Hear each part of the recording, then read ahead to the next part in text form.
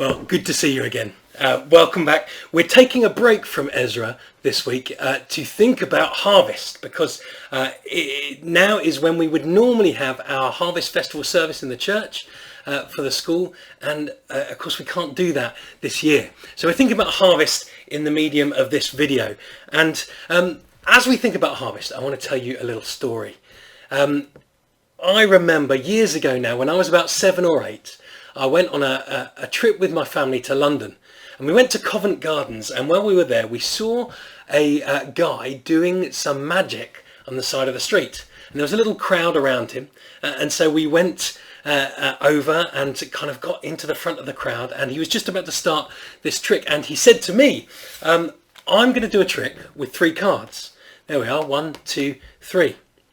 And he said, I want you to have a look at them. I've got this card. And he turned it over and he put it down. I've got this card. He turned it over and he put it down. And I've got that card. And he turned it over and he put it down. And then he said, I'm going to pick up the 3 cards and I want you to watch that card. And he picked them all up and he put that card on the top. And then he said, watch that card. And as he did, he put it to the bottom. And I said, well, that's easy. It's on the bottom. And he said, no, that's this card. And I said, oh, well, I'm sure you put it on the bottom, but if it's not on the bottom, then it must be on the top. And he said, no, that's also this card.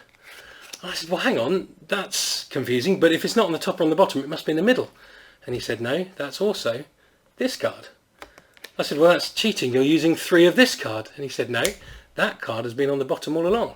And I said, well, hang on, this card was on the bottom a minute ago, and now it's that card. And he said, yes, but this card was on the top, and now it's that card. I said, well, hang on, you're cheating. You're using 2 of that card. He said, no, actually, I'm using 3 of that card because that card is in the middle as well. And I said, well, hang on, that's cheating. You're using 3 of that card. He said, no, I've got this card, I've got this card, and I've got this card.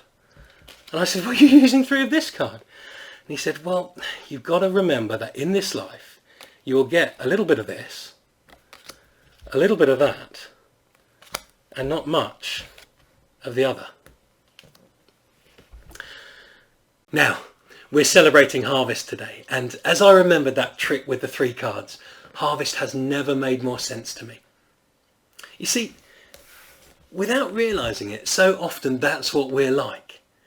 You know, we've got so many things. I mean, look around your houses, it's true, we've got so many things. We've got this thing, we've got this thing, we've got that thing, and sometimes we've got so many things that we might be looking for that thing, and when we actually look where we think it is, we might find this thing. And then we look somewhere else, but we find this thing again. And then we look somewhere else and we still find this thing. And we think, oh, maybe I've only got this thing, but then actually that thing turns up as well. And then we might find another one of that thing somewhere else. And then we look somewhere else and we've got another one of that thing. We've got so many things. We've got this thing, we've got this thing, we've got this thing. We can forget about people who don't have what we have.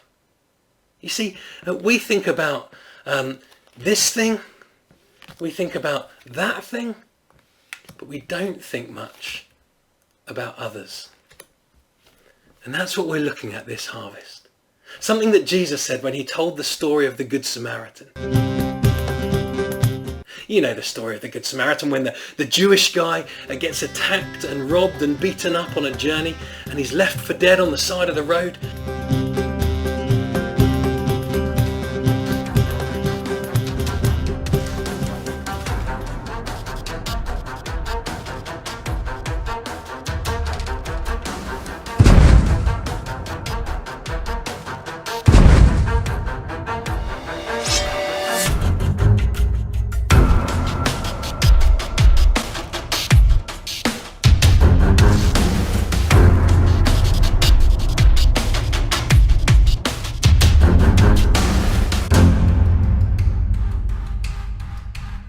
And then a priest walks up and we all think, phew, fantastic, the priest is going to help him. After all, we all know that priests are lovely people, especially if they're called Dan.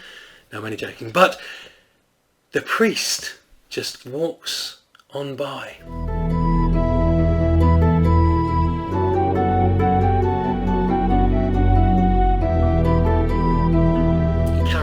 walking. And then a Levite comes up. And actually, in the Old Testament, Levites were like another kind of priest. And so we think, yes, second time lucky. The first guy was a bit of a blip, but this Levite is going to save the day. But he walks on past as well.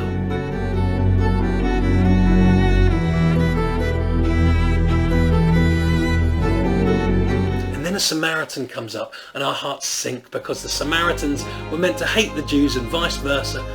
But this guy helps him. He bandages him up. He puts him on his donkey. He takes him to an inn. He pays the innkeeper to look after him. And he tells the innkeeper to spare no expense. I'll pay everything you spend helping him back to you, he says. The Good Samaritan. And Jesus says, go and do likewise. Go and do the same. Why? Because I've called you to love the Lord your God with all your heart, with all your soul, with all your mind and with all your strength, and love your neighbour as yourself. Now that's not two things really, that's one thing. Because how do we find the strength and the motivation to look away from all of our things, this thing and that thing, and look to others? Well, loving God drives us to love others. And that's the Harvest Challenge. How can you love God and love your neighbour this harvest? Remembering that your neighbour isn't just your next door neighbour, but anyone who you decide to help. One way is to give to the Brighton and Hove City Mission. We have a donation box for their food bank out the front of church. We haven't been able to bring all the food that we normally do into school or into our harvest service. But you can go to Tesco's and then you can go to the front of St Andrews and donate food in that big box. Take on the challenge to love God and love your neighbour by helping out the Brighton and Hove Food Bank. We'll be back looking at Ezra next week. But until then, it's been great to see you. Goodbye and God bless.